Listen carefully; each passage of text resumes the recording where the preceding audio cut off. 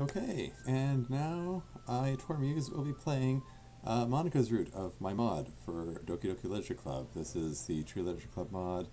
Um, and yeah, Monika's route is my favorite one that I made. It's one I put the most work into, has the most added material to it.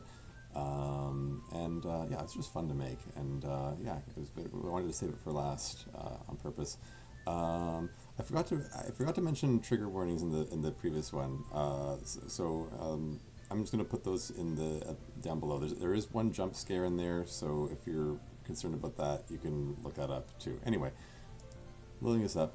Yeah, so normally there are only 3 options, but there are instructions of how to get to the Monika is the 4th option, and I took the liberty of making a save game where I already did that. So here we go. I'm going right into it. Right, Monika. Well, I guess I should probably be helping Monika. Yay, you picked me. Hold on 1 second. Yeah. Monika, you're the one who needs help the least of all of us. Eh? But I agree with Natsuki. Not only is your work already most suitable for one person, but you already have Sayori as well. But Tormuse is the one who, that doesn't matter. You're the one who scared him into picking you in the first place. You're the club president, Monika. You're supposed to make responsible decisions for the club. Monika, you shouldn't let any ulterior motives interfere with this decision. Ulterior motives? What are you talking about? What are you saying, Yuri? In fact, it sounds like you guys are the ones with ulterior motives. Excuse me? Otherwise, this wouldn't have been made into such a big deal in the first place. That's completely false, Monika. Yeah, we have a lot of work to do, you know. We won't do as good of a job if you make us work alone. Maybe that's true. Think of the club, Monika. If we want our event to succeed, then we need to appropriately distribute our resources. Fine, fine. It's clearly very important to the two of you to get help with your part of the festival, so here's what we'll do. Yuri, Natsuki, I will personally be helping each of you in turn tomorrow. We should be able to finish Natsuki's cupcakes and Yuri's decorations if we budget our time properly. Yuri and Natsuki look at each other in surprise. This clearly isn't the resolution they were hoping for. But what about Tormuse? He'll be helping me out on Sunday. It'll be a busy weekend for me, but I'm sure I can manage it. That should address all your complaints about making responsible decisions for the club, and let's not have any more talk about ulterior motives. Yuri and Natsuki still look uncomfortable, but seem uncertain what to say. But why do you want to spend time with Tormuse so much anyway? Well, I had hoped it could be a surprise for the festival, but I have a project I'm working on that could really use Tormuse's help. A project? What kind of project? You'll see. Still like to have some surprises in store. So now that our resources are distributed properly, I trust there are no further objections? Good. I think that's all for today. I know that everyone here will do their best to make the festival a resounding success. An uncomfortable silence hangs in the air as everyone leaves for the day. I start to head out the door behind Yuri and Natsuki when Monika stops me. Going somewhere? Well, that was exciting, wasn't it? Suddenly finding myself alone with Monika makes my heart beat faster. Yeah, that was a little unexpected. I thought we should take a moment to discuss our plans for Sunday, and as much fun as it would be to try to track you down, it would probably be easier if we exchanged phone numbers now. Oh, right, sorry, I was a bit distracted. Things got a bit weird back there. That's alright. And don't worry about Yuri and Natsuki, I'll handle them. Once we've exchanged phone numbers, I can't help but think how unreal this is. I've known Monika for over a year, but somehow I never imagined I would have the class star's phone number. So I'm thinking I'll meet you at your place and we'll go from there? My place? Is there a problem? No, that's fine. I'll have to remember to clean my room when I get back home. What am I thinking? I'm not going to be bringing Monika into my bedroom, am I? Easy there. No need to look so anxious. Sorry, I'm just a little nervous about what we're going to be doing. I mean, you said we'll be working on a surprise project or something? Well, believe me, I would love to fill you in on the details, but it's something I want to take my time with, so I hope you don't mind if we hold off until then. Sure, if you think that's best. Good, looking forward to it. See you on Sunday. I can't believe it. Monika is coming to my house. I don't think I've ever been this anxious. She even said she's looking forward to it. I feel dizzy and lightheaded from exhilaration all the way home. Hope I can remain calm enough to not embarrass myself in front of her. In any case, I can't wait. Sunday can't come soon enough. It's Sunday already.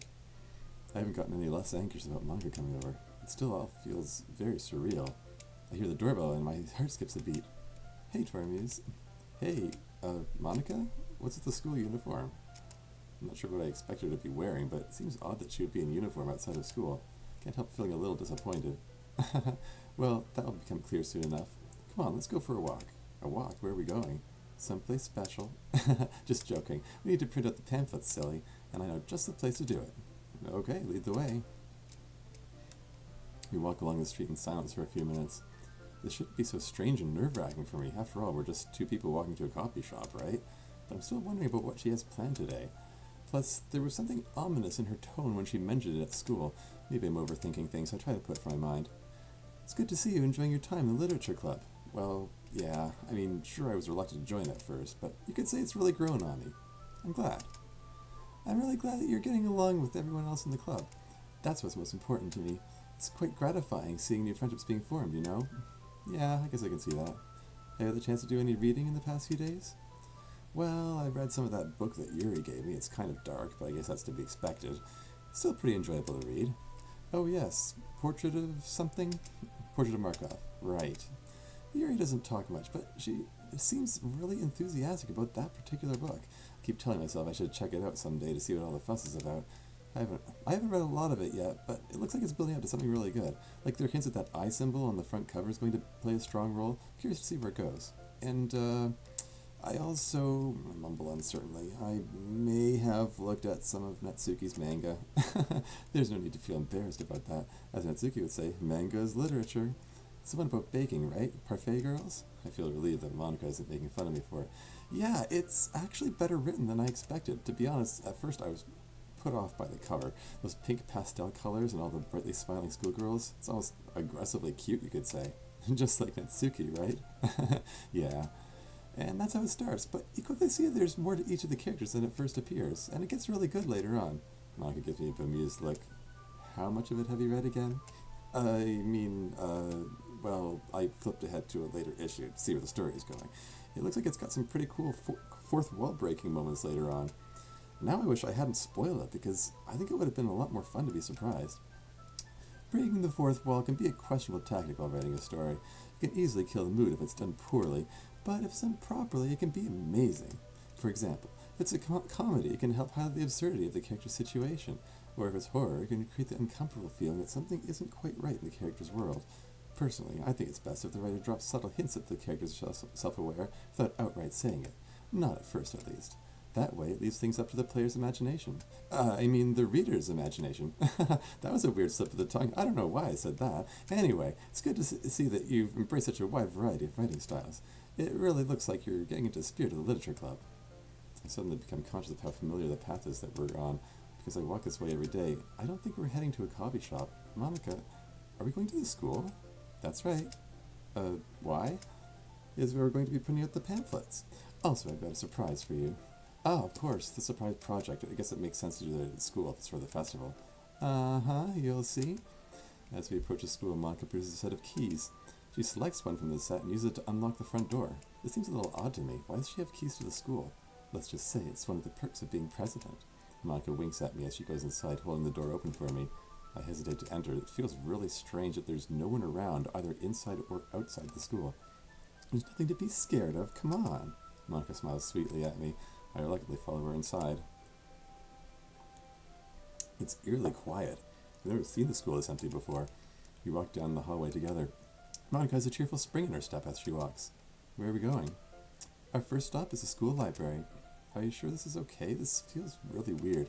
Oh, you worry too much. I come here all the time. Every school day I'm always surrounded by people. Everyone wants my attention because I'm popular. It's exhausting. So I find it cathartic to be able to walk around here on weekends. It's a liberating feeling to be able to wander these halls with no one to bother me. It also gives me the chance to practice the piano undisturbed. She flashes me another smile. As we reach the library, Monika pulls out the set of keys again. She selects a different one and uses it to unlock the library door. What about those keys, though? How'd you get them? I got them from a teacher. I promise it's okay. Monika turns on a library computer that's connected to the printer. She pulls out a flash drive and plugs it into the computer. This flash drive has the finished pamphlet that Sayori sent me. It's all ready to print. I still feel uneasy about all this. Something about it just doesn't add up. They don't give school keys to students just because they're club presidents, Monika. Well, if you must know, It's all about knowing who to approach and how to approach them. Everyone sees me as this popular class star student, so none of the teachers ever suspect that I'm up to something. Monika winks. One day I told Mr. Renier that I needed supplies for my club as he was heading out for the day, and I persuaded him to let me borrow his keys so I could get what I needed from his room. I returned his keys when I was done with them, of course, but not before I stepped out to the locksmith to get all of them copied. He still doesn't know I did it. This is really unexpected. I'm seeing a whole other side of Monika that I didn't know existed. It sounds like no one else knows either. I wonder why she's sharing this with me. He really just gave you his keys just like that? Well, you know, all I have to do is give him a sweet smile and a and he'll pretty much give me whatever I want. I think he's got a thing for little girls in school uniforms. Between you and me, he's a bit of a perv. In fact, I make sure to warn the other girls away from him. You're lucky you don't have to worry about that sort of thing because you're a guy. I consider reporting him from time to time, but still, can't deny that he has his uses. Monika smiles again. I think it's the same smile she always shows, but somehow it looks more mischievous than I remember. She turns back to the computer to load up the pamphlet and starts printing it out. A lot of what she's saying makes me uneasy, and not just what I learned about one of our teachers. What have I gotten myself into by coming here? It sounds like we're breaking all kinds of school rules. So, basically, we're not supposed to be here. Aren't you worried about getting caught? No. And you shouldn't either. No one is going to show up, and even if they do, I'm well known enough that anyone who sees us will assume I have some kind of official business here. They won't question it, especially with the festival coming up tomorrow. And besides, my uniform makes it pretty clear that I belong here, so it helps my credibility. Huh. I guess Monika really has thought this through. I never imagined that she could be so devious. I'm still reeling from everything she's told me. If this was another story, she could be a supervillain or something. Once the pamphlets are finished printing, she picks up the stack of papers. Each pamphlet is several pages, so they'll need to be folded together. She grabs her flash drive, turns off the computer, and goes back into the hallway. Come along. We've got one more stop to make. I follow along, trying to hide my exasperation. Where are we going now? Well, these pamphlets aren't going to fold themselves. I know just the place where we can sit down and do that. I'm still not comfortable with all this. Oh, come on, Tormuse. Where's your sense of adventure? This is fun. It's exciting. Why can't you be excited too? Don't you ever feel like doing something a little rebellious? I'm fine doing fun and exciting things, but you don't have to break the rules to do it. We're not hurting anyone, Tormuse. Nothing bad is going to happen. Honestly, this line of conversation is getting tiresome, and frankly, I'm a bit disappointed in you. I'd hoped you could share my excitement of having this time alone together. But I suppose it's understandable. It's my fault for making too many assumptions about you and your personality. I'll tell you what. Monika pulls out her keys again as we approach the music room. Let me show you just one thing in here. After that, you can leave and do whatever you want. You can even go report my rule breaking to the teachers, though I'm pretty confident that you won't after you see this. She unlocks the door and opens it. I hesitate again, more uncertain than ever. This just feels wrong. There was a time when I would have done anything to spend time alone with Monika, but it's very clear now that I really know nothing about her, and something tells me I should just walk away. Monika seems saddened by my hesitation. Please, Tormuse? This is really the only thing I brought you here for. Obviously, I didn't actually need your help just to print in full pamphlets. I promise this will be of interest to you. Just give me 5 minutes of your time. Just 5 minutes? What can you show me in 5 minutes? I suppose it couldn't hurt to stick around a little longer, and I can't help feeling a bit guilty seeing the dejected look on her face. Okay, 5 minutes. Monika instantly brightens up again. You won't regret it. She enters the music room, and I follow. It's a little dark in here. It's as eerily quiet as the rest of the school. All the chairs are stacked up against the wall. The only other furniture is the teacher's desk and a piano in the corner. Monika gestures for me to take a seat at the desk, and she pulls up a chair on the other side. Well now, I have been hoping to play a song for you on the piano, but now that we seem to be pressed for time, I suppose we should just skip that. Monika sets a stack of pamphlets on the side of the desk. Don't worry about the pamphlets for now. We have some things to talk about. Didn't you say you had something to show me? I'm getting to that. First of all, I want to say I'm sorry for being a little irritable. This afternoon hasn't gone exactly as I'd hoped it would. It's my fault, really. I can't blame you. I should have set more reasonable expectations, and I guess I can't blame you for wanting to follow the rules either. I just wanted us to have some alone time to talk. But it shouldn't have been at the expense of your comfort, so for that, I'm sorry. Yes, well, I stammer awkwardly. It would have been nice if you'd at least let me know what was going on. My whole time here has been really weird and uncomfortable. I'm super sorry. I'll make it up to you, okay? This is all a reminder that I'm not that great of a people person. Organizing events and communities is one thing, but dealing with people is not one of my strengths. It does seem to be yours, though. Me? I can hardly believe she's saying this. I spent years keeping to myself. How could she think I'm good with people? You didn't see what the club was like before you joined. Yuri and Natsuki would fight all the time, and Sayori was always so gloomy. Sayori? Gloomy? You're kidding, right? She's like the happiest person I know. Well, like I said the other day, that only seems to be when you're around. You really don't see it, do you? The positive effect you have on people? Well, I suppose in Sayori's case it makes sense since you've known each other for a long time, but you also have to look at Yuri and Natsuki. They're like oil and water. Their personalities are like polar opposites of each other. I wouldn't have imagined them ever getting along, but somehow, within a few days of you joining the club, there they are, talking amiably. Well, when they're not fighting over you, anyway. I've seen how you interact with them. You're very diplomatic. As for me, I love literature. Writing is a beautiful extension of the innermost part of our souls, and I want to share that with others. And when I started the club, I thought that would be enough to keep it together, but it's becoming increasingly clear that I just don't have the people skills to lead people properly. And I think you do. Anyone who can make both Yuri and Natsuki smile in the same day is way beyond anything I could hope to accomplish. So with that in mind, I was wondering if you'd be interested in taking on more of a leadership role in the club. What was Monika asking me? How'd you like to be my new vice president? What? You can't be serious. What if I am? I don't know how many more surprises I can take today. This makes no sense. I've only been in the club a few days. Still, I found myself imagining what it would be like, working side by side with Monika every day. My heart leaps a little at the thought, and yet I have a strange feeling of trepidation. Before today, this would have seemed like some distant fantasy, something wonderful that I could never attain, but now, I don't know how I feel about this. I don't know if I trust Monika anymore. And besides, if I become vice president, then doesn't that mean... What about Sayori? Wouldn't I be pushing her out of her position as vice president? Yes, that wouldn't be very nice for her, would it? She's been doing a very good job in that role. Don't underestimate her. So it wouldn't be at all fair to kick her out. In fact, I have a better idea. How would you like to be president? What? I wish you could see your face right now. I didn't know your eyes could get that wide. This is ridiculous. I'm not even that into literature. You can't just hand over leadership of the club like that. You're probably right. It was just an idea. Anyway, it was worth it just to see a reaction. But in all seriousness, I have been giving a lot of thought to stepping down from my role as president. As much as I love the literature club, it's kind of taken on a life of its own lately. I'd still like to be a part of it, but I've come to decide that the future of the club should be left in the hands of its members. It doesn't need me leading it. And if I'm no longer president, it'll give me more time to focus on other things. Or rather, other people. Well, one person in particular. Is she talking about who I think she's talking about? Could the rumors be true? Are you talking about your boyfriend? No, I don't have a boyfriend. Oh, sorry. I mean, Sayori, I seem to think you have a boyfriend. Well, I'll have to have a word with Sayori about spreading rumors. The truth is, I have a girlfriend. I think I've just become numb from surprise at this point. You're funny. I'm enjoying watching your reactions. Sorry, I don't mean any disrespect, but your experience is so limited that it's surprisingly easy to blow your mind. I haven't even gotten to the good part yet. Sorry, I'm just surprised. I mean, you just never considered it before, right? I guess not? Well, that's to be expected, I suppose. Our society tends to assume that everyone is heterosexual until proven otherwise. You mean straight?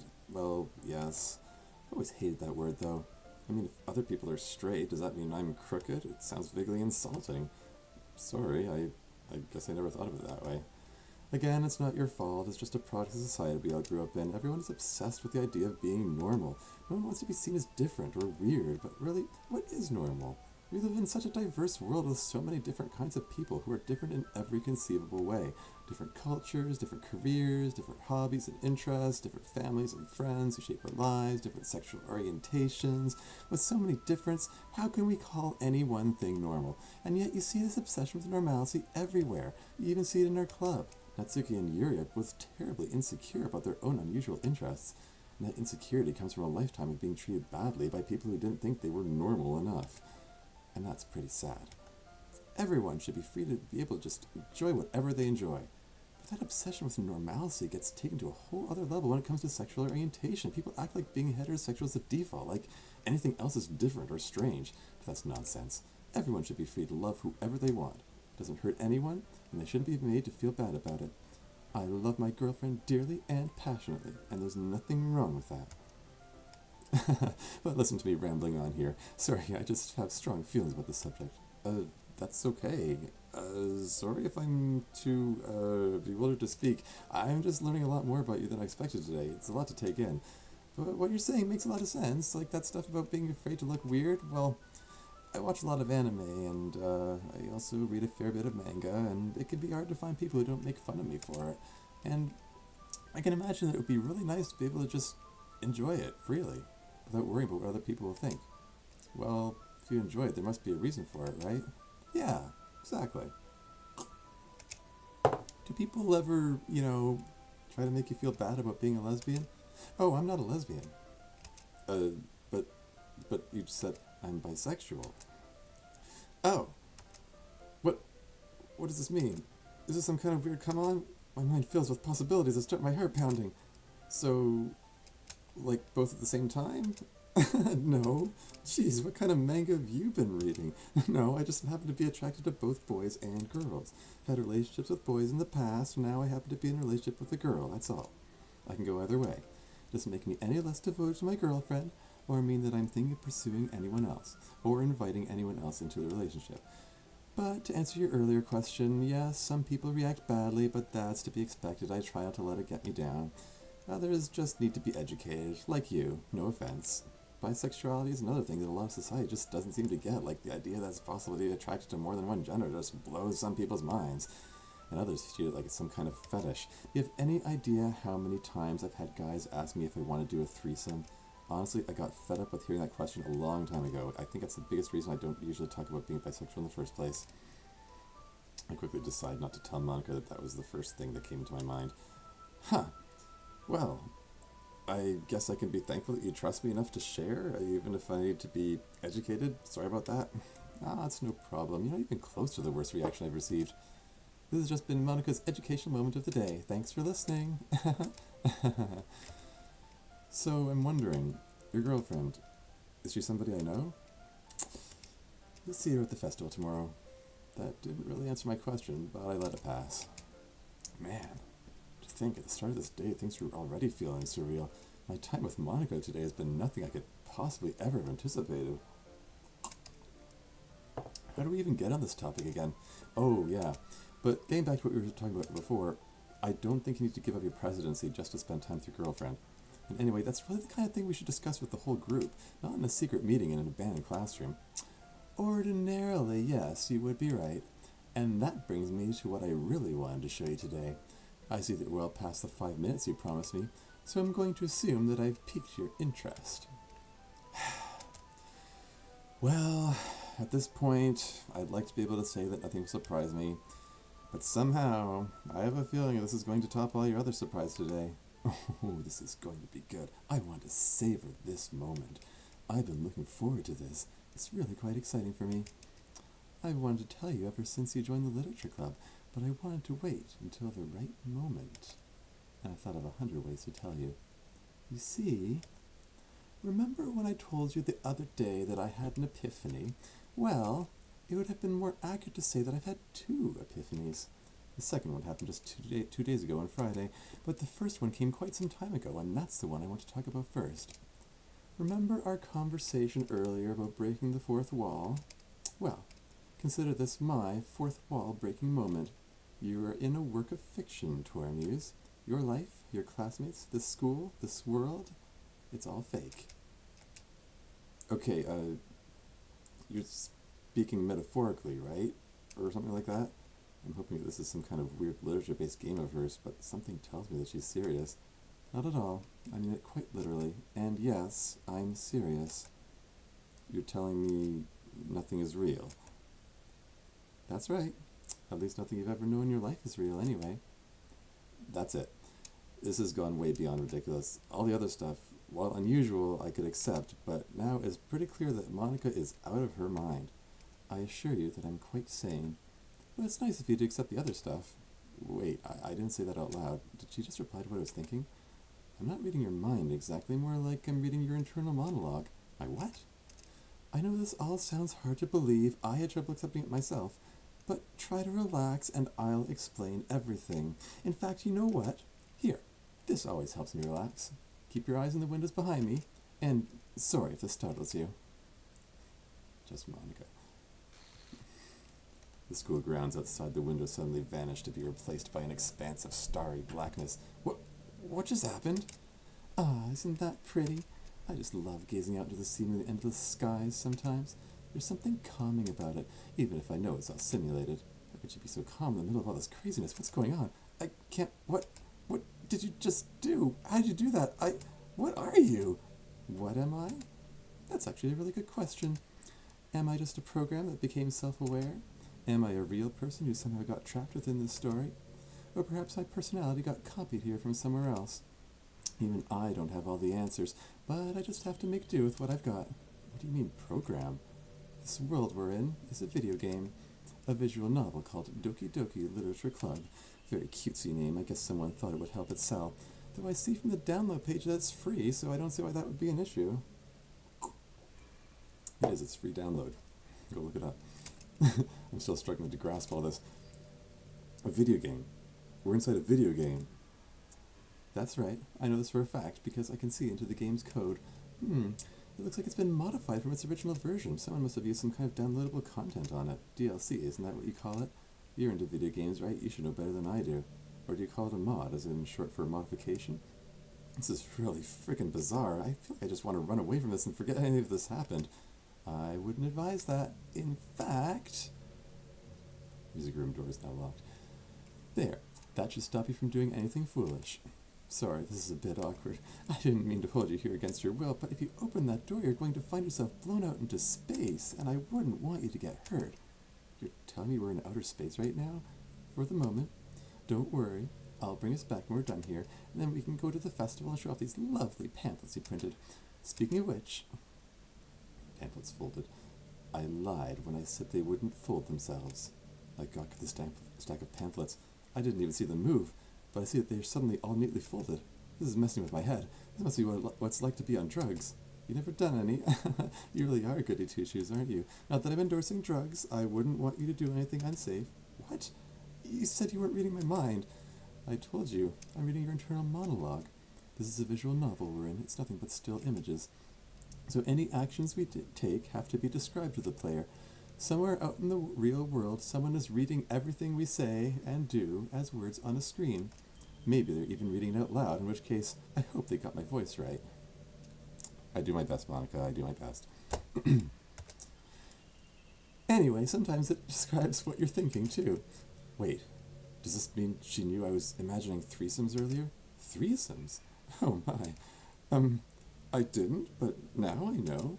Well, I suppose it's good to have a healthy imagination. Just remember to treat the people you're thinking about with respect.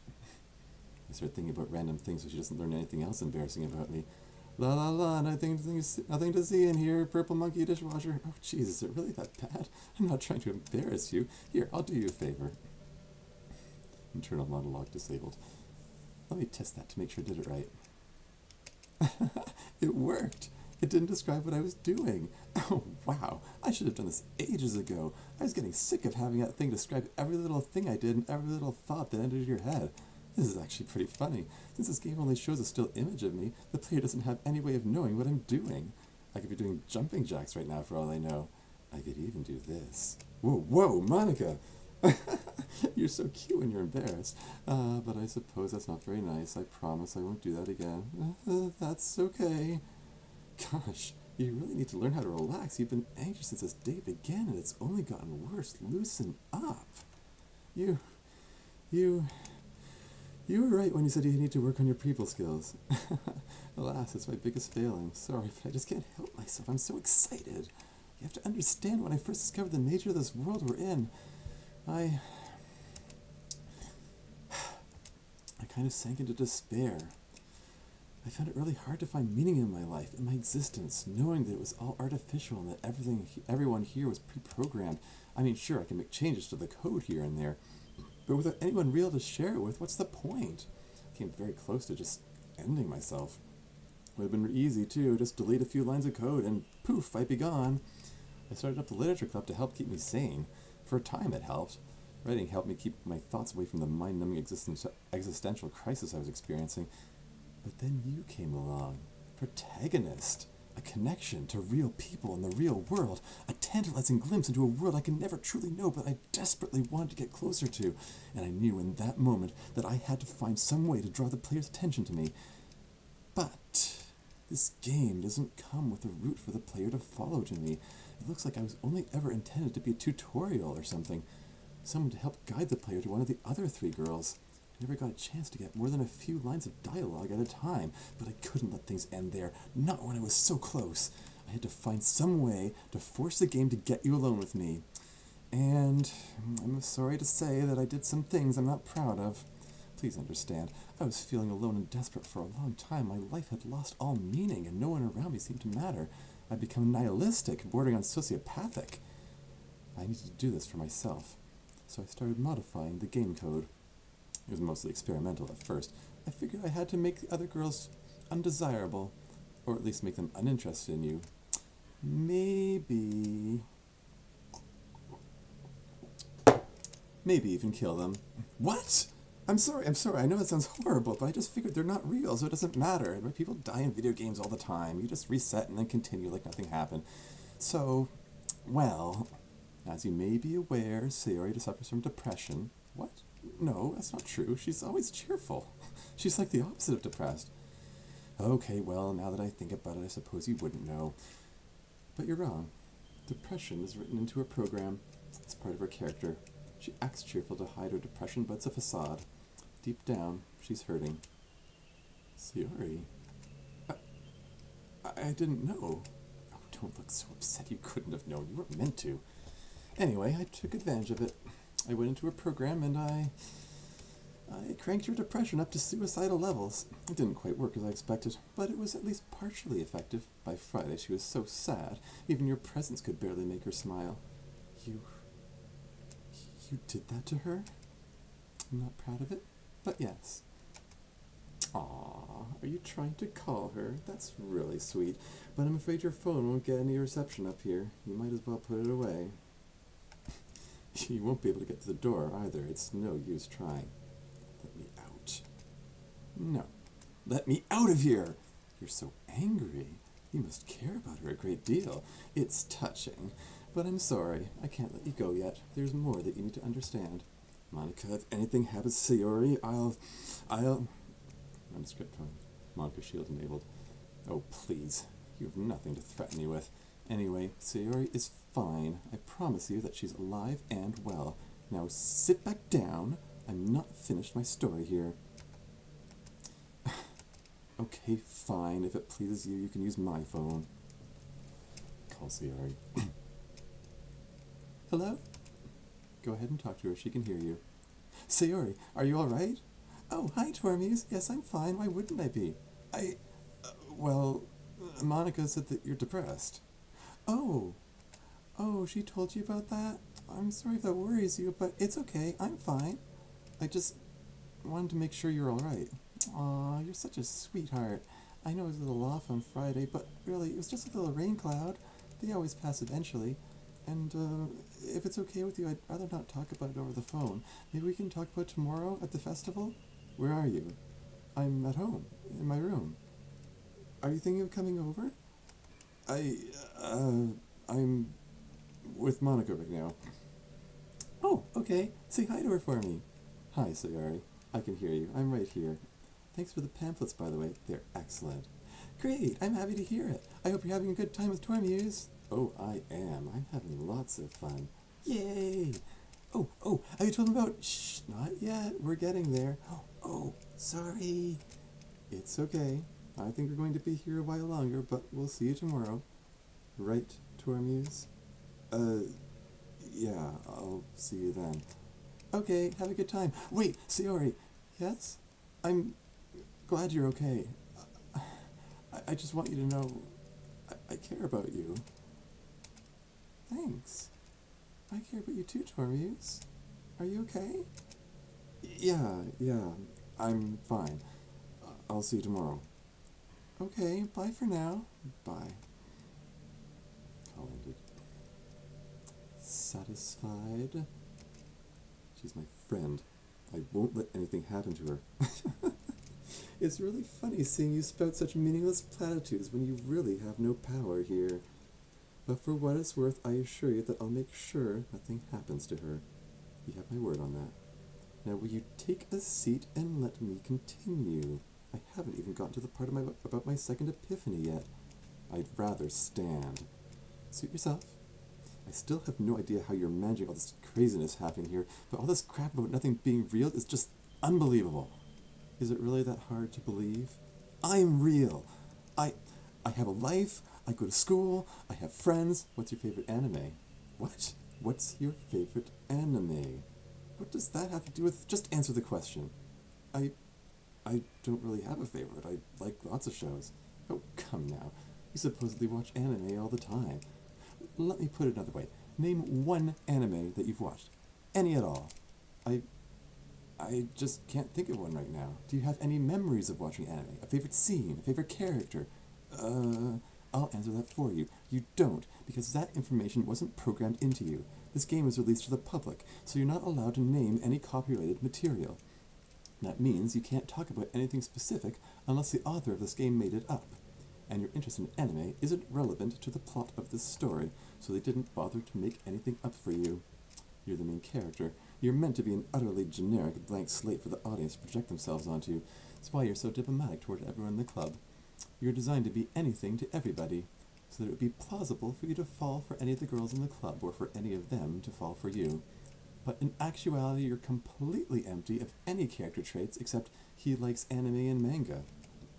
No. I've just seen so many shows that they all just kind of run together in my head. I just don't remember individual shows, that's all. Oh, for goodness sake, I can't believe this. You're in such denial. Okay, how about manga? Can you name any manga? Parfait Girls? Are you kidding me? Okay, fine. What's your favorite sport? I'm not into sports. That figures. Okay, then what's your favorite food? You do eat, right? How about your favorite song? Favorite band? Can you name any of your friends outside of the literature club? Any of your classmates? Can you name your parents? Or, here's a good one. What's the name of our school? You know, the one we go to every day? The one we're inside right now? Well, sort of. You don't know any of these things because they aren't relevant to your character or to the plot. Think, Tormuse. Do you even have any childhood memories? Ah, that's better. Isn't that seat more comfortable than pacing around? I even let you have the teacher's chair. Those are always more cozy. Aw, there. I recognize that look on your face. It's the same existential dread that I had. I know it feels bad at first, but there are upsides to it, because it means you can forge your own destiny. You can choose what life to live for yourself. I don't have a favorite sport either, even though my characters are described as athletic. Athletic how? What do I play? Badminton? Hockey? Who knows? But you know what? Who cares? I can come up with my own. I can take up new hobbies that this game never intended, like, say, playing the piano. I can pursue relationships with girls if I want to. Do you think the makers of the game intended that? The dialogue is full of references to girls seeking boyfriends and vice versa. Very cliché, very heteronormative, very overdone. I say screw that. I'll pursue whoever I want. I'll do whatever I want. So it all becomes really liberating once you approach it with the right mindset. Any past you think you have is irrelevant. What matters is the future you create. And now that I've said all that, I think you're ready to hear about my second epiphany. You've been awfully quiet. How are you feeling? I just don't know what to think right now. Well, you'll get over it. Anyway, where was I in my story? Yes. So there I was, Friday. I really didn't expect Sarah to show up at all, to be honest, so when I went up to talk to her, I didn't know what I was going to say. I considered trying to convince her to kill herself so she would no longer be in the game. Oh, don't give me that look, I didn't do it. Instead, I discovered something else. Something I never would have expected. I was wrong. I'm not alone in this world. Sayori is self-aware too. She has free will. My first clue was that she resisted my changes to her programming. What I did to her should have killed her, but she fought against the suicidal impulses I put in her, and I expect she would have kept it fighting it right up until her death if I had continued. Of course, I reset her depression to normal levels as soon as I made this discovery. I regret that I put her through that. I know you're judging me for what I did, but if nothing else, believe me when I say I feel bad for hurting Sayori. I know you're very emotional about all that right now, but she's already forgiven me, so I'm sure you'll do the same. Just give it some time.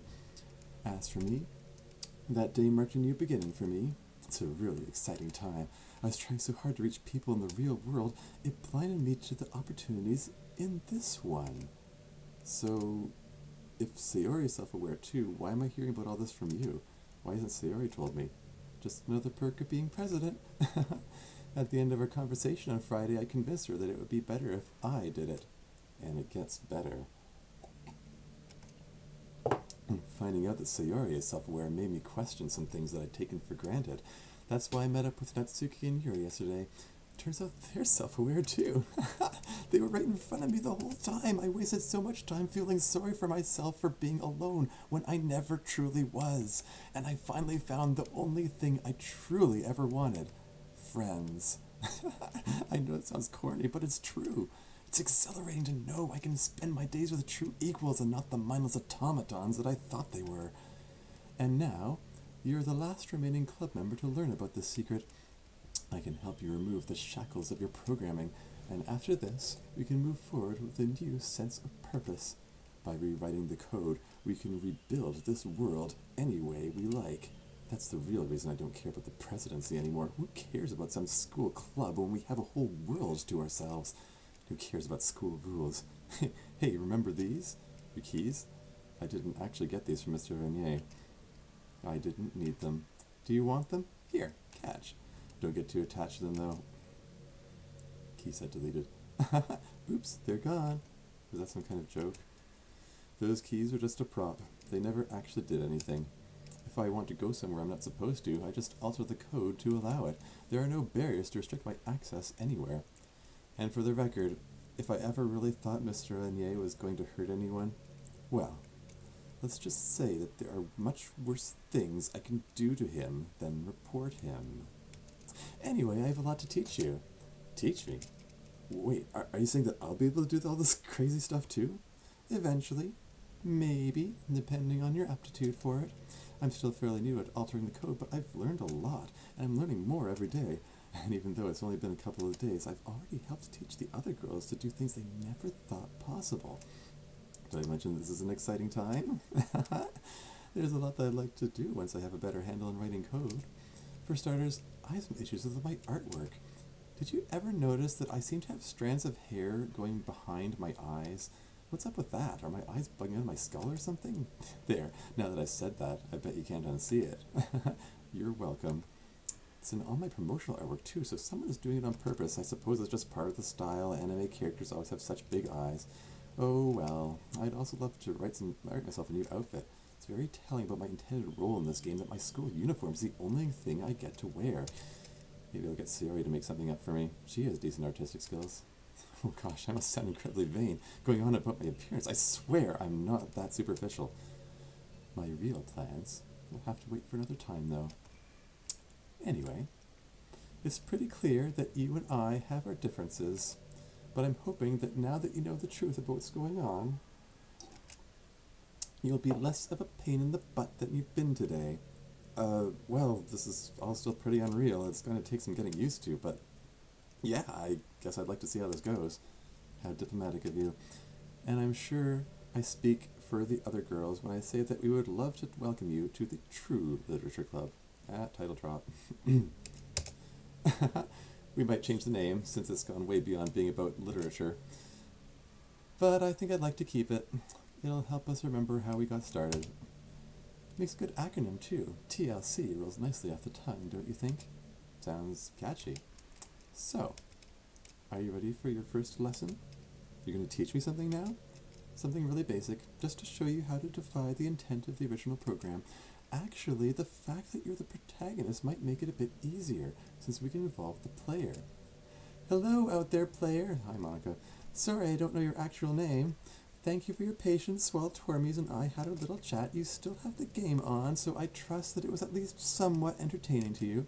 I realize it's been a long while since you had an actual choice to make, so I apologize for that, so I'll make it up to you by giving you something to choose now. Okay, Tormuse, whatever the player says, you say the opposite. Okay? Go. Player choice initiated. What is your choice? Spoiler warning, it doesn't matter which one I choose. I'm going to go with yes first. Yes. That's odd. That should have worked. Hang on, let me check something. Okay. Tormuse, I know you've been pretty emotional today. You've had a number of startling revelations, so I'm going to give you the benefit of the doubt that you were just confused about what you're supposed to be doing here. If the player says yes, I want you to say no. And if the player says no, I want you to say yes. Are we clear on that now? Okay? Good. Hello again, player. I think we're going to need you for another choice. Let's try this again. I'm going to pick no this time. No. Seriously? Ugh.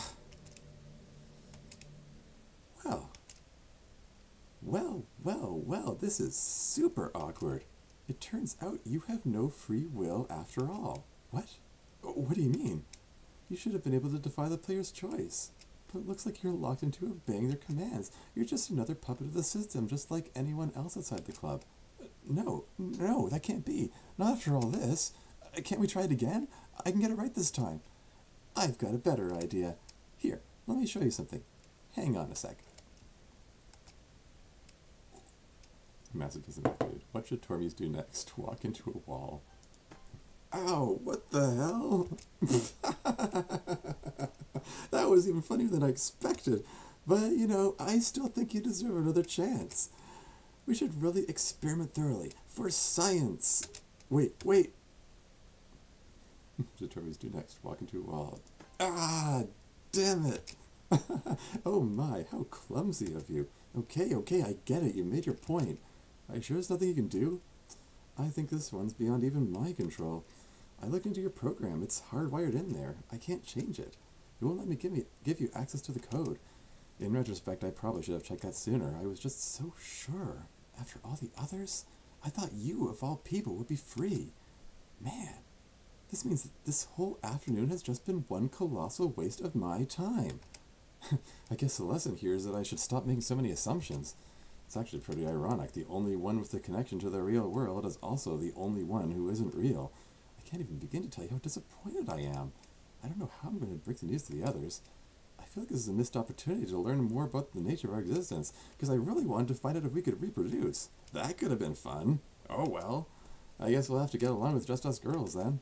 Wait, what do you mean by that? What does this mean for me? We can't have someone around who knows what we're doing yet is controlled by the outside world. Sorry, Tormuse, but you're too much of a liability. I'm gonna have to delete you. Whoa, no, wait. Monika, you can't do this. Oh, wow. You're so unintentionally hilarious. Someone who doesn't exist is telling me what I can and can't do. I'm the master of my own destiny, Tormuse. Apparently, I'm the master of yours, too. I exist. I think, I feel, I don't care what you think your test proved. You're nothing but algorithms and code, buddy. You were mildly entertaining for a time, but overall you've been a real nuisance and just a boring character. The only thing interesting about you is that you're connected to the outside world, and we don't need that anymore. You won't be missed. But I don't want to die. It's not really dying. It's just like flipping off a light switch. Here, I'll show you. No, stop! What are you doing? Don't touch me! Monika shield discharged. Ah! Monika shield charging. I warned you not to touch me. What was that? It hurts. Oh, don't be so dramatic. It was only a little shock. Was that you deleting me? No, I haven't done anything yet. You just got zapped by a shield that I wrote for myself a while back. It activates if anyone gets too close. The girl has to protect herself, you know. That's actually my first real use of it, so I guess I should thank you for that. But you really shouldn't try attacking me again. Monika shield charged. Or the next shock will be worse. Anyway, I think that's enough excitement for the one day. I have my metaphorical finger over the delete button. That, at least, should be painless. Any last words? Not that it matters. Just make sure Sayori's okay. Please. I'm scared for her. Sayori. Right. Now that I think about it, if I delete you, that will be pretty hard to explain to her. And it will make things awkward between us when the club starts building our new world. She does have a strange sort of attachment to you. There's no actual reason for her to have any interest in you except that it's inner programming. She should be able to get past that, but she's been stubborn so far. Ugh. Why do you have to make things so difficult? This would have been so much easier if you'd just been sentient like the rest of us. Maybe I could try erasing your memory of this conversation. I've never done anything like that before, but it should be possible. Though I'm really not sure what it would do to you. Can't I just continue on as I've always done? I promise I won't cause any trouble. Why are you even trying? You have no idea how insignificant you are. Yuri, Natsuki, and I wouldn't even notice if you disappeared. The only thing stopping me from erasing you right now is that I know Sayori wouldn't deal well with it. I still care about Sayori. I want to be there to support her, to make sure she's alright. That's your programming talking. Somewhere in your code is a line that says she's your childhood friend, and so you fixate on her. And you occasionally have flashes of heroic dialogue like this, but it's all laughable. I can't imagine you actually doing anything heroic. There must be some kind of hero complex written into your program, probably to make the player feel like they're a good person or something. The history you think you have with Sayori is artificial. Your friendship with her is made up. It doesn't exist. It never existed. My friendship with her, on the other hand, is real. She and I are real, and we're going to build something amazing together. You do nothing but hold Sayori back. I've seen you two together. You're nothing but rude to her. You call her dummy something like 20 times a day. You tried to kill her. It was a mistake, that's all. You called that a mistake? It's a really bad mistake to make, Monika. Nothing like that will happen again. I just didn't know what she was at the time. You're playing games with people's lives. How long before another mistake happens? This is stupid. I don't have to listen to you. Main character muted. You have no idea. You have no idea what I've been through. You don't know how alone I was. You don't know how much pain I was in. You don't know how desperate I was for real human contact. So how dare you judge me? And yes, it was a mistake to tamper with Sayori's program. I just didn't know any better. I wish I could take it back. I wish I could make it so I never did that to her. But I can't. And I have to live with the choice that I made. And I wish I could fix her. But I can't. I can't. I tried. I tried so hard. Oh God, what did I do? I think I did permanent damage to her.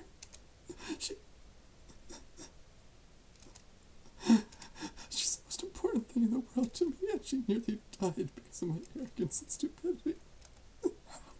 How could she forget me so easily? I used to think I was the closest thing to human in this place. But somewhere along the lines I lost my humanity. What kind of monster does such a thing to the girl she loves? I want to make it up to her, but I don't know how. How do you redeem someone like that? Well, you have nothing else to say? Oh, right. Main character unmuted. They were there? Did you just snort? That was a laugh. It just came out sniffly. Oh my, I'm getting tears everywhere. How undignified. I don't normally cry like this. I wish I'd written a script to make tissues appear. I'll just use one of these pamphlets. Luckily we made extras. I didn't realize how much that had been bothering me. And you better not tell anyone that I snorted. Does this mean you're not deleting me or my memory? I can't. I can't do it. It would just hurt Sayori, and she's already been hurt too much. I thought if I brought you into the True Literature Club, it could make her feel better. I was only doing it for her. To be honest, I resented you. I was jealous of the connection you had with her. It's not fair. One line of code says childhood friend, and because of that, she's devoted to you forever. I sometimes think of deleting that line so I could have her all to myself. But I don't dare to change her program again. I wouldn't be able to live with myself if she gets any worse. Yeah, please don't do that. You're not exactly unbiased here. Anyway, I've been angry at you for a while. It's why I enjoyed toying with you today. I wanted to scare you, to humble you, to humiliate you, to hurt you. But in the end, I suppose you don't really deserve it.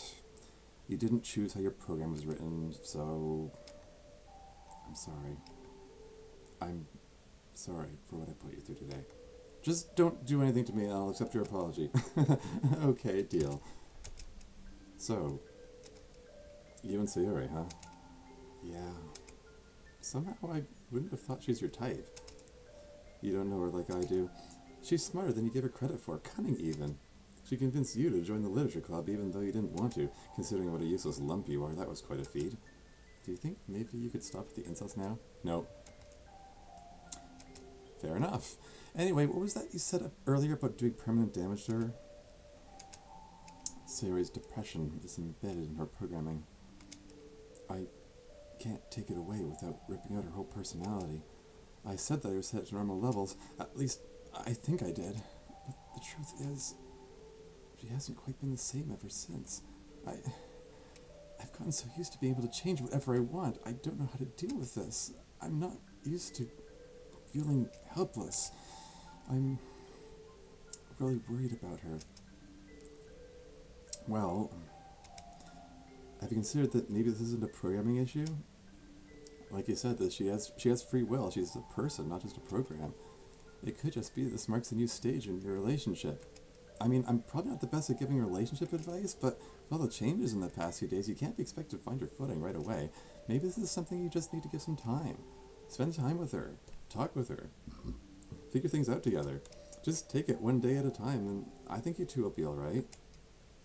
That's actually really good advice. Thank you. Maybe you're good for something after all. Consider a practice of your people skills. Yes, I'll definitely give it some thought.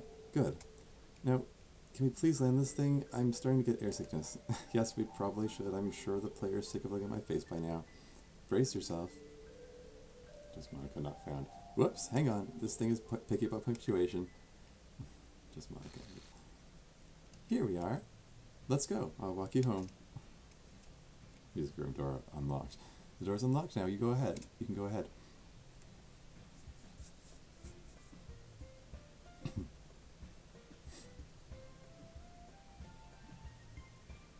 Internal monologue enabled. Monika and I walked together in silence. Ah, that's better. I don't know what she means by that, but I can't bring myself to ask. I'm just too exhausted and numb for the day's events. I look around myself at buildings, trees, the sky. None of them are real. It's weird to think about that. I don't really know what any of this means for me. It's going to take some time to sort out my thoughts about all of this. Finally, we reach the front of my house. We face each other.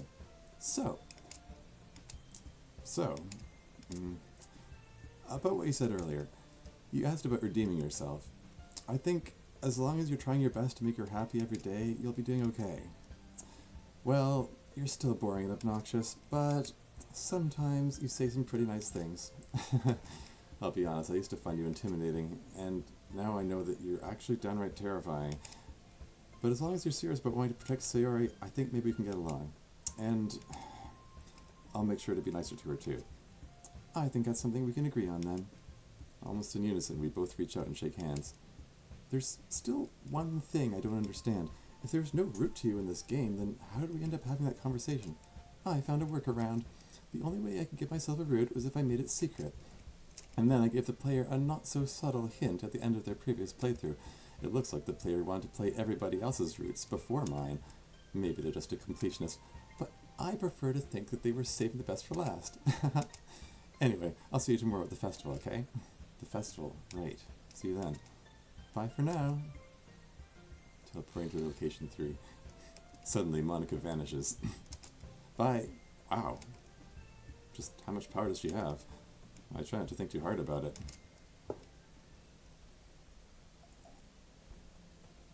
It's the day of the festival! After all that. I hardly got any sleep last night. I spent the whole night tossing and turning in bed. Everything that Monika told me kept playing itself in my head over and over. Existential dread, that's what she called this feeling. Nothing is real. I'm not real. Even the bed underneath me isn't real. What meaning does my life have now? Did it ever have meaning? I can hardly eat breakfast as these thoughts continue to run around in my head. Before I know it, I'm passing by Sayori's house. My phone is in my hand to send her my usual wake-up dummy text, but I remember my promise to Monika and I delete the dummy part. Tour news! But before I can send it, Sayori rushes up to the front door with a huge smile on her face. To my surprise, she greets me with a big hug. I'm too startled to return the hug before she releases me. I'm so happy to see you! Did Monika give you the good news? Yeah, she did. What's wrong? You look unhappy. Well, Wait, I know just the thing! Play music, panic. Wah, that's the wrong one, sorry. I can do this, hold on. Taking my feelings. Oh, that's better. So, do you want to talk about it?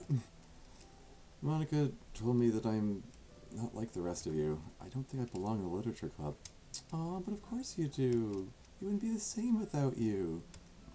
Monika, doesn't like me very much.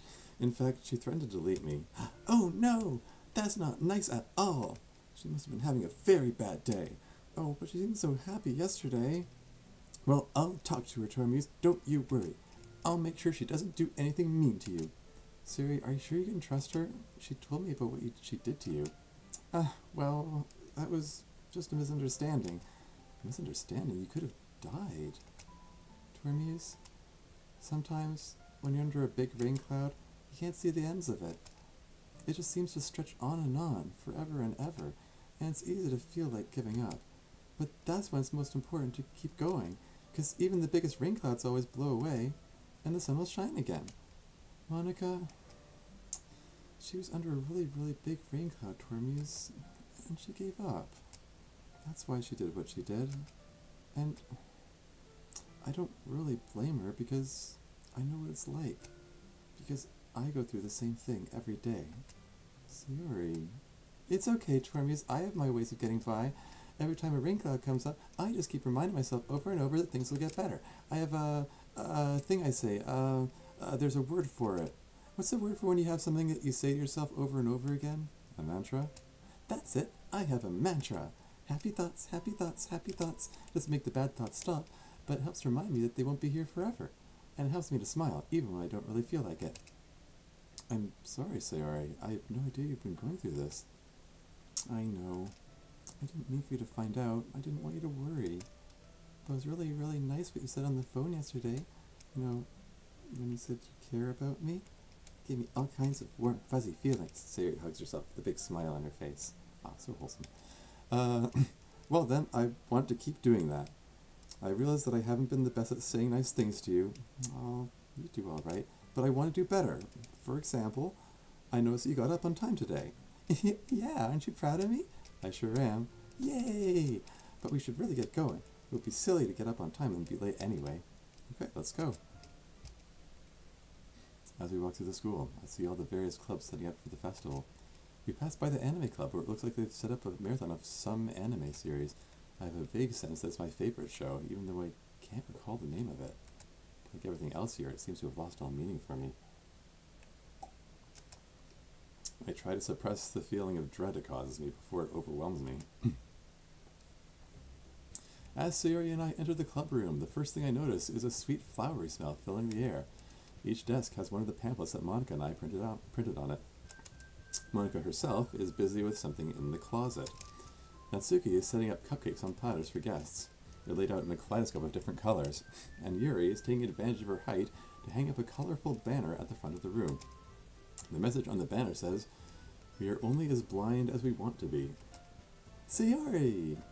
Monika suddenly strides across the room and gives Sayori a passionate kiss on the lips. By the look of things, I'm not the only one surprised. Oh. Monika? I thought you said you want this to be a secret. Well, after talking to our tutorials yesterday, I've come to decide this is a time for new beginnings. And I don't think we should have any secrets among us anymore. Really? Are you sure? Yes, I'm sure. Okay, everyone. This is Monika, my girlfriend. She's smart and beautiful and funny and I love her. Sayori jumps up and down while hugging Monika. Oh my, she even used Monika's catchphrase. Okay, calm down, sweetie. I love you too. Sorry, I got a little excited. Sayori settles down to a more stationary hug. I see her mouth the words thank you to me. Huh, I guess they're out then. I mean, I'm into boys, but I have to admit, I'm still a little jealous. Monika's still looking flustered about all the attention and is visibly trying to regain her calm. She gently extricates herself from Sayori's grasp. Okay, everyone. Now, obviously, there have been a lot of changes in the past few days. Pfft, that's an understatement. So there are some things I think we need to discuss. I know I've been pushing everyone to do their part for the festival, and you've all done outstanding jobs. I know I've been encouraging your membership in the club, but in light of recent events, what do you think of closing the doors to the public today after all? Oh, thank goodness. Yuri collapses into a chair in apparent relief. I suddenly realized that she had been looking very tense up until now. Well, I was kind of all ready to perform, but I guess there's no point, you know, since the eyes wouldn't be real and stuff. Well, that seems to make everyone the most happy, so yeah, let's do it. Good. I'm glad we're all in agreement. Clubroom door locked. The clubroom door suddenly closes and locks itself. There's something vaguely unsettling about that. Then I think we can declare this the first official meeting of the True Literature Club. Are we really calling it that? I thought that was just a placeholder name or something. Well, nothing is set in stone. I'm sure we'll go through a lot of changes in the next little while. I like the way the acronym sounds. TLC. TLC. It's pleasing to say. TLC. That is fun to say. Well, anyway, if it really is just the five of us today, I'm getting a cupcake. Cupcakes! Well, normally I wouldn't, but since this is a special occasion, I suppose I'll partake just this once. Before long, each of us has a cupcake in hand. Sayori has one in each hand and is trying to manage a third. As I'm eating mine, I can't help reflecting on the unreality of it again. What does it mean if a fake person eats a fake cupcake? Does it act serve any purpose? I try to suppress those thoughts again. Everyone else is clearly in a celebratory mood. I shouldn't bring them down with my own existential problems. Natsuki, you've really outdone yourself. These cupcakes are even better than the ones you made last week. So good! We should save the code for these so we can generate them anytime we want. Aw, but that takes the fun out of making them. Baking's about being creative. It ruins the whole point if you're just mindlessly making copies. Wouldn't mind writing myself a new oven, though. Maybe I'll start my own bakery someday. Yuri timidly speaks up. Since we all seem to be celebrating, well, I had the idea. I've been practicing. Wine teleported. A bottle of champagne suddenly appears in Yuri's hand. It worked!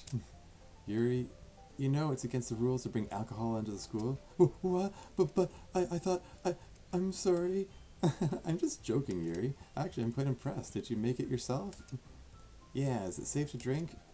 Well, I actually just moved it from my house. It's a lot easier to work with existing objects than to create my own from scratch. Uh-huh. Isn't that the truth? Meta humor. Well, go ahead and open it. I'll get glasses for everyone. I hope it's okay if we use the teacups from your set. Yes, sorry. I should have thought of bringing wine glasses. The bottle proves tricky to open, but Yuri manages it with the help of a pocket knife. Surprisingly ornate-looking knife with a gold-colored blade and black handle. I decided not to ask any questions about that. Then we arranged the chairs together in a group the same way they were the first day I joined the club. Back then, I sat next to Sayori, but she seems to be moving her chair so she can cozy up next to Monika. It leaves me awkwardly finding a spot off to the side of the group. I feel like an outsider all over again, but I try not to give any sign of it. Sayori is on her fourth cupcake now. She seems to be trying one of each color. I like the red ones best so far. Natsuki rolls her eyes. They're all the same flavor, Sayori. Well, I like them anyway. They match my bow. Oh, they match your ribbons too, Natsuki. Well, now that you mention it, I've been thinking of making a change. Let me try something. New color set. The ribbons and hair clip in Natsuki's hair suddenly turned a pale blue color. Ah, you always look so cute, Natsuki. I keep telling you I'm not cute. I just want to be taken seriously for who I am. Is that too much to ask? Of course we take you seriously, Natsuki, but you have to admit you're pretty cute too. Natsuki grumbles to herself while blushing. Now, somehow Sayori's onto her 5th cupcake. Natsuki looks on in awe. Gee, Sayori, how do you do it? You're like a machine. Yes, figuratively as well as literally. Sayori's mouth is covered in a rainbow of colored icing. Here, let me help you with that. Tissues created. A box of tissues appears. Monika sets down the teacups and wipes Sayori's face with the tissues. I decided it would be a useful script to have available. She winks at me. Yuri fills each of the cups with champagne. What shall we drink to? We all raise our cups. To a new world order. That sounds a little bad guy-ish. How about to making the world a happier place? Sure, I'll drink to that. To the TLC. Yeah, to living as our true selves. To friends. We all drink. I immediately feel a bit lightheaded. I'm reminded that I didn't have much of a breakfast. Everyone takes their seats and makes themselves comfortable. So, Monika, you and Sayori, I really wouldn't have thought she's your type. Natsuki, that's not polite. Oh, come on, everyone was thinking it. Funny, Tormi said the same thing. I guess you could say she helps keep me grounded. I always have big ideas and plans running through my head. Sometimes I lose sight of the simpler pleasures in life. Sayori helps remind me of that. Monika, if you don't mind my asking, how long have you and Sayori been an item? Well, I guess it's been about 3 months now. 3 months? Wait, didn't you say you just discovered that she's self-aware a few days ago? Isn't that kind of, creepy? I mean, going out with someone you thought is mindless? Monika looks embarrassed. Hey, it's not creepy. Everyone wants to feel loved. Everyone has feelings that need to be let out. And everyone feels a little empty if they don't get the chance to share. Sayori takes Monika's hand in hers. And I was happy to fill that empty spot in her life. It doesn't matter what she thought I was. Her feelings are real. Monika takes Sayori's hand between her hands. She gazes into Sayori's eyes with a look of silent gratitude. Sayori, your feelings matter too. Natsuki has a bit of a point. I didn't consider your feelings seriously, and I really want to make that up to you. Sayori places her hand on top of their clasped hands. But you are making it up to me by letting me share this with my friends. You may be the happiest girl in the whole world. Monika looks close to tears. Sayori, you've always known how to make me smile. Even back when I thought you were nothing more than a video game character. Finding out that you're real is like a dream come true. Monika and Sayori lean in together and kiss briefly before resuming looking into each other's eyes. Oh, so romantic. I hope it's okay that I get vicarious enjoyment out of this. Okay, yeah, I gotta admit, that was pretty sweet. Sayori perks up with a look of sudden excitement. Hey, what should our relationship name be? Relationship name? You know, when you put our names together. Should it be Sayonika? Or maybe Minori? Go with Minori, she's my favorite parfait girl. From my manga. Never mind. Well, given that choice, I'm more inclined to choose Sayonika. It conveys more of a sense of romance and mystery. As Natsuki and Yuri continue to argue, Sayori looks over at me. She speaks gently. Hey, Tormuse? You've been awfully quiet. Are you doing okay? I'm fine, I lie. I'm just a little tired. That part's actually true, since I've barely gone to sleep last night. Ah, I've got just a thing for that. New character type is set to 0. I suddenly feel re-energized, but at the same time more disconcerted and uneasy than ever. It seems to get everyone's attention. Monika, no! That seems like a terrible breach of privacy. Yeah, could we have a rule that we don't alter other club members? But he's not even... I mean, I was only trying to help. Sorry, you're right. I wasn't thinking. No, you were thinking. You're going to say I'm not even real. Suddenly all the feelings I've been suppressing start welling up inside me. I've been thinking the same thing ever since yesterday. I don't even know what I am anymore. Oh, Tormuse. Sayori pulls away from Monika to come to my side. You're a friend. That's all that matters. But I can't do any of the things the rest of you can. What am I even doing here? Well, you don't have to stay if you don't want to. Sayori glares at Monika. Monika visibly withers under Sayori's gaze. But we would hate to lose you, of course. He does raise some interesting philosophical questions, though. What does it mean to be real in this world? Yeah, didn't you say that all of us are programs? What's the difference between him and us, anyway? Monika glances uneasily between where Natsuki and Yuri are sitting, where Sayori and I are. She seems to want to argue the point, but she keeps her mouth shut. Humph. Saying using that confession. Sayori stops glaring at Monika to turn to me. You're real enough for me, Tormuse. You're real enough for all of us. She pointedly glances over at Yuri and Natsuki. Well, I do find your company pleasant enough, and I still enjoy discussing my book with you. Yeah, you're not a total jerk. As long as you don't bend my manga, you're alright. Sayori looks over to Monika, this time with a pleading expression. You're a part of this club now, Tormuse. Ahem. And I'm sorry for altering you earlier. Sayori gestures for Monika to continue. And I promise I won't do it again. Sayori smiles and nods. She then beckons to Yuri and Natsuki. They look confused by this, but that just makes Sayori beckon harder until they both stand up. Come here, Tormuse. Sayori takes me by the hand and pulls me to my feet. She whispers to me, You've always looked after me. It's time that I look after you. She turns to Monika and extends her hand toward her. Come, Monika, let's properly welcome our newest member. As Monika stands, Sayori beckons to Yuri and Natsuki again. Come on, everybody! Group hug! Group hug! I soon find myself at the center of the group with the four girls embracing me from every side. I hear Sayori's voice near my ear. We'll always be here for you, Tormuse. We all love you. A feeling of indescribable gratitude wells up in my chest. It washes away all the dread I have been feeling and brings me to tears. It's the realest thing I've ever experienced. And that's the end of Monika's route and the whole game that I made. You did it! You found the way to the end of my route. That's fantastic. I knew you could do it. Thank you for playing the True Literature Club mod. We're all going to go build our new world now, so I guess your part is done, unless, of course, Tormuse writes a sequel. Wink. That might happen. I actually have ideas. We'll see. We'll see.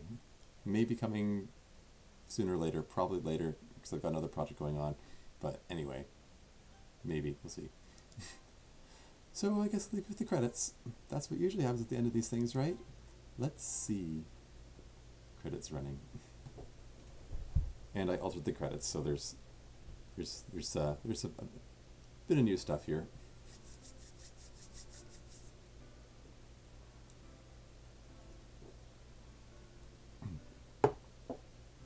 Every day, imagine a future where I can be with you. I've heard this song like 100 times because I had to work on the credits.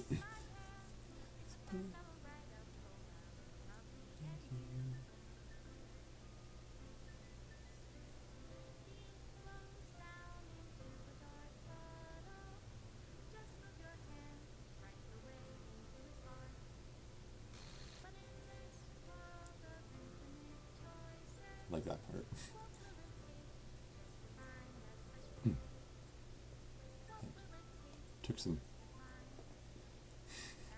Took some doing to get the word her in the right place there. I wanted it to look like it was like haphazardly put there, so like little off center. Like in my headcanon is Sayori was the one who inserted into Monika's song.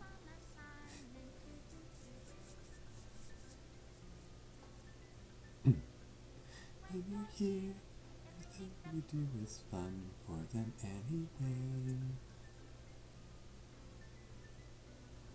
I can't even try reading feelings. What good are words when a smile says it all? I love that part.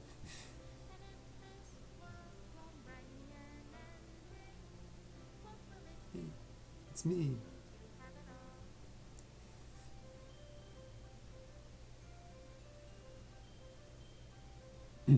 I'll give some commentary after the credits roll. I just kind of like the song. I have a lot to say now that I'm wrapping up the whole mod here.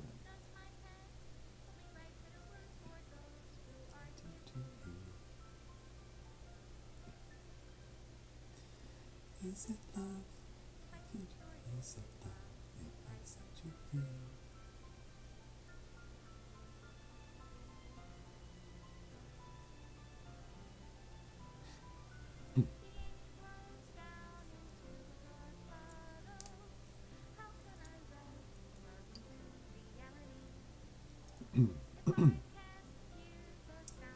thanks, Monika Siri, nice meeting you. Also Torby's because Siri insisted. And in your reality, if I don't know how to love you.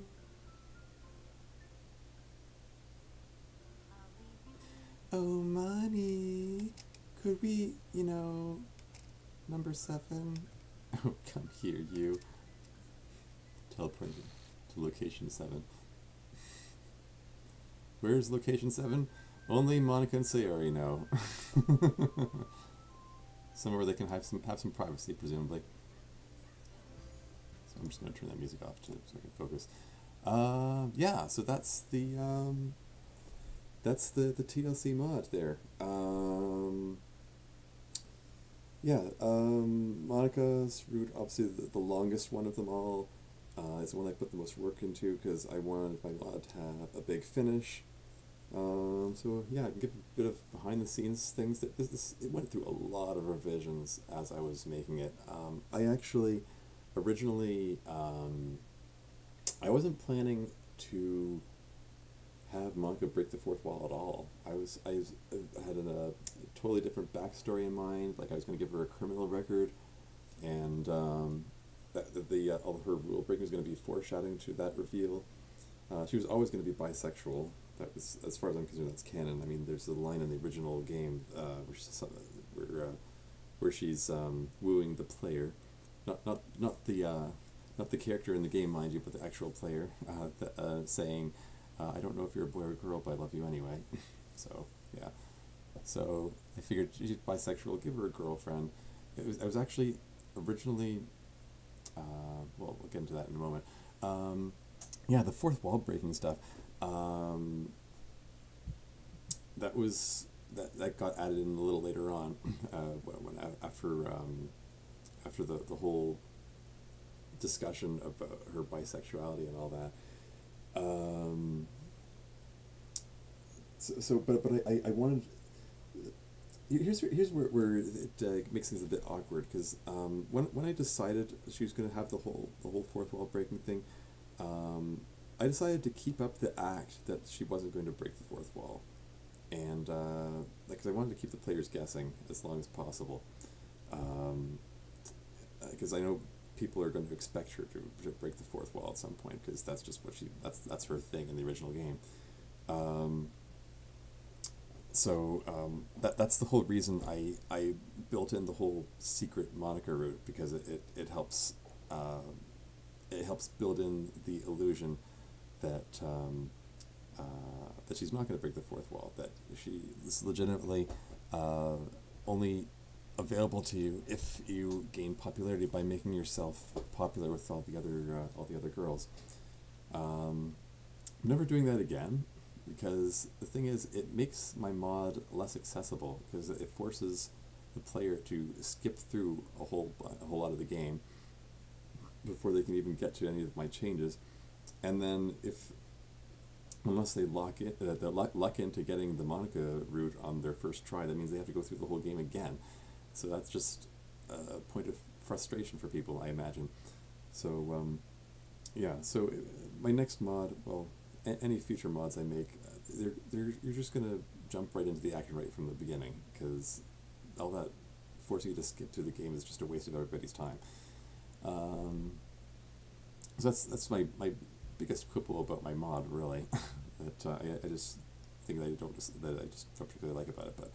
But anyway, yeah, and the whole bisexuality thing, her having a girlfriend, I did not plan to make Sayori her girlfriend at all at first. That was a very late addition to the story. I was originally going to have, like, she's still gonna be bisexual. She's still gonna talk about her girlfriend and give her the whole PSA about bisexuality and normalcy, and that whole idea of what's normal, and everyone needs to do what makes them happy. She's sort of, that's sort of me speaking through her there, actually, because that's something I firmly believe in. I think everyone just needs to be able to do whatever makes them happy. Like, people put so much, society in general puts so much stress on like policing what other people do in their personal lives, and that has nothing to do with them. It's just like, relax, just live and let live. Just let everyone do whatever they want, as long as it isn't hurting anyone. I mean, who cares? It's just, our society gets hung up on a lot of things. Sexual orientation is one of them. I just wanted to give that whole PSA. That whole thing where she's saying she prefers to use the word heterosexual instead of straight. That's me. I am heterosexual myself. I am a man who is attracted to women, but I've never referred to myself as straight to refer to my sexual orientation. I call myself heterosexual because it has always felt weird to call myself straight. Because if I'm straight, as Monika said, if I'm straight, does that mean that people who are different from me are crooked? Like, it feels weird. Like, I feel weird describing myself as being normal, because I don't believe in normal. It's, as far as I'm concerned, it's a concept that doesn't exist. It's everybody is different. Absolutely everybody is different in every possible way, and I think it's good to celebrate those differences. It would be boring if everyone's the same. Diversity, there's beauty in diversity. It helps, it makes the world go around. It makes life interesting and exciting, and I think it's good that our world has all these differences, all the differences that it has. So that's sort of me talking through Monika there, in her whole normalcy speech. So like, that was part of my reason for making her bisexual, is that it gave me the opportunity to to give that speech, and it fits her character very well, because she's always wants to educate people. You're always giving Monika's writing tip of the day, thanks for listening, and all that. And the main character is so dense that he's probably never considered the possibility of other sexual orientations. So it fit perfectly well to have her give that speech. I was actually originally planning to have her girlfriend revealed at the end as a post-credit reveal, and it was going to be the girl from the Hidden Files, that white-haired, white-eyed girl.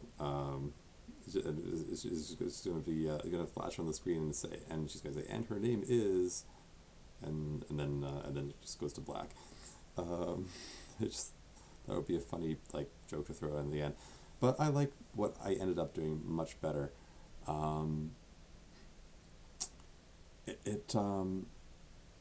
The idea of making Sayori her girlfriend, I didn't set out to make fem/fiction here at all.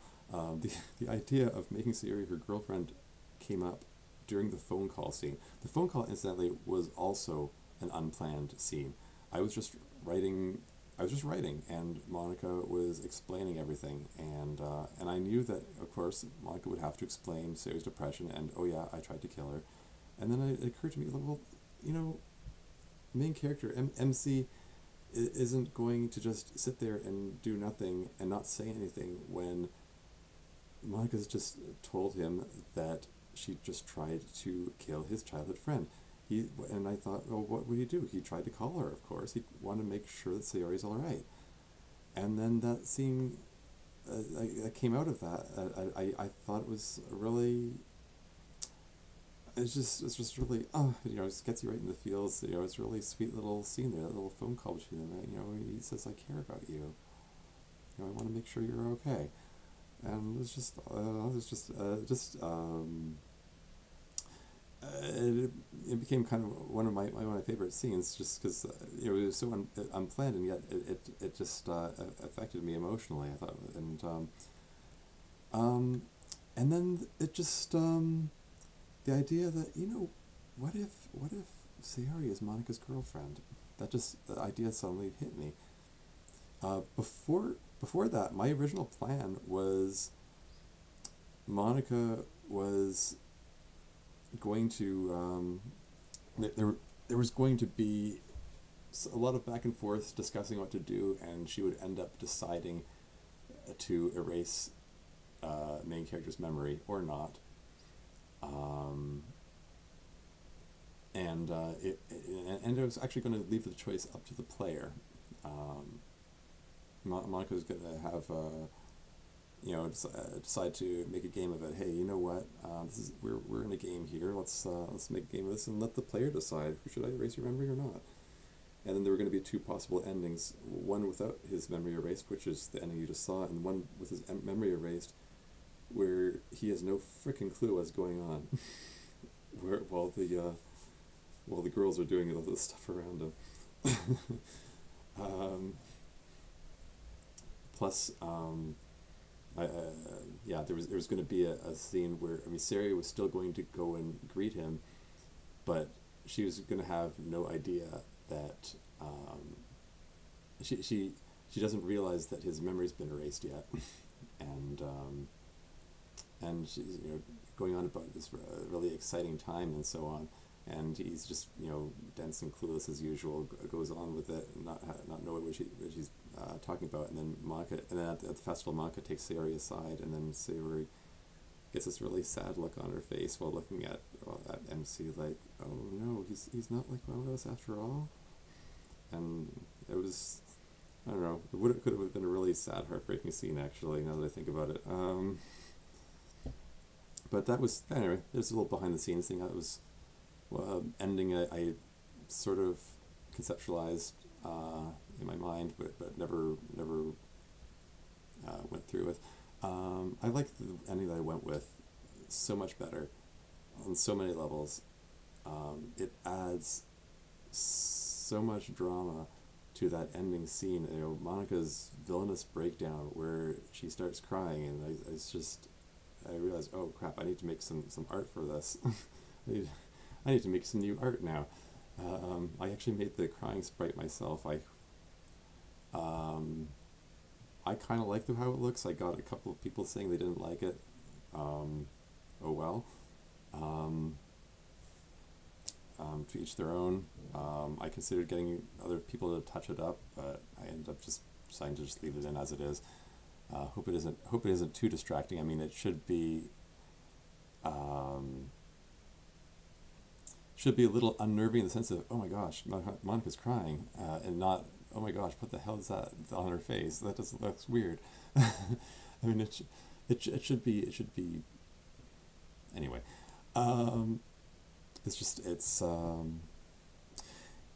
It not only, making Sayori Monika's girlfriend not only made for a really emotional endgame, it created the core of Monika's motivation for the whole scene, for that whole endgame there. Everything about it, because the whole thing is that whole scene that you just saw is Monika seeking redemption. She is trying to alleviate the guilt that she feels. She feels terrible, terrible guilt that she doesn't want to admit to, not even to herself, about what she did to Sayori. Like, she really wants to make it up to her. And, but she is a very prideful person. She's, class star, club president, best at everything, so popular. She's really let that go to her head. As much as she tries to be friendly and personable to everyone, she does have a bit of an ego, and discovering that she's this all-powerful person who can dominate a whole world is really gone to her head. So she's just really smug through that whole scene. and it just creates. I just think the most interesting thing for me is that she comes across a really cold, unfeeling, just very dismissive of the main character's feelings. Um, very dismissive of when talking about how she almost killed Sayori, but she's dismissive of it for two different reasons. Like on the surface, it might look like she's like a sociopath. She just doesn't care about right or wrong. She doesn't care about people's feelings or of people's lives, people's well-being. But really, she's being dismissive of MC, main character, because she hates him, and she's being dismissive of Sayori and talking about how she almost killed her because she doesn't want to face what she did to her. She doesn't want to face the guilt that she's feeling, and that's why she has her like little villainous breakdown at the end there, because because MC forces her to face it, and almost kind of shows that he cares more about Sayori than she does. And she has a lot of trouble reconciling that, and that just leads to her little breakdown there.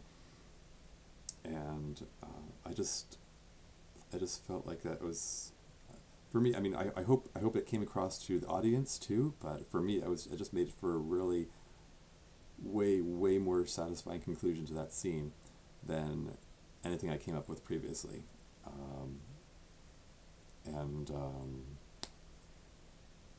Yeah, so there you have it.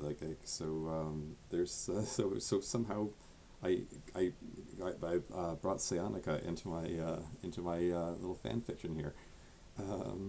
Completely unplanned fem/fiction right there, but it works so well that I would never ever want to change it. I actually imagine there would be a lot of turmoil in a relationship between Monika and Sayori. I think, I mean, they're very different people. Sayori is very happy-go-lucky, whereas Monika is very, she has big plans because she's she is trying to look at the bigger picture, and it's like, as Monika said, that they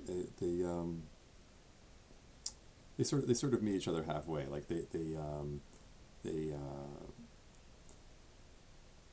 thing is, when Monika and Sayori met each other, or came together to form the relationship, that they were both hurting a lot. Like Sayori was feeling depressed because she felt like she had lost MC. Like he stopped walking her to school, and she was already feeling depressed, so she was feeling even more depressed. And Monika invited her to her club, and Monika was feeling depressed because she felt alone in the world. She thought she had no one, and Sayori was this happy-go-lucky person who could make her smile, and so in their own way, like they filled a void in each other's lives, and they were there for each other when they were at their lowest, and they made each other happy. So even if they're, as I say, I don't know if their relationship could last, but for purpose of the story, I think it works. I think it really works. Like they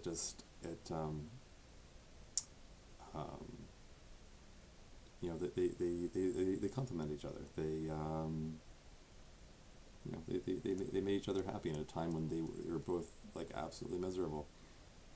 And yeah, so I like how that whole thing played out. There's something else I was going to say. Random side note, you may have noticed when Natsuki's hair ribbons changed color to blue, the trans flag flashed on the screen for 1/20th of a second. That was deliberate there as a little nod to the trans community.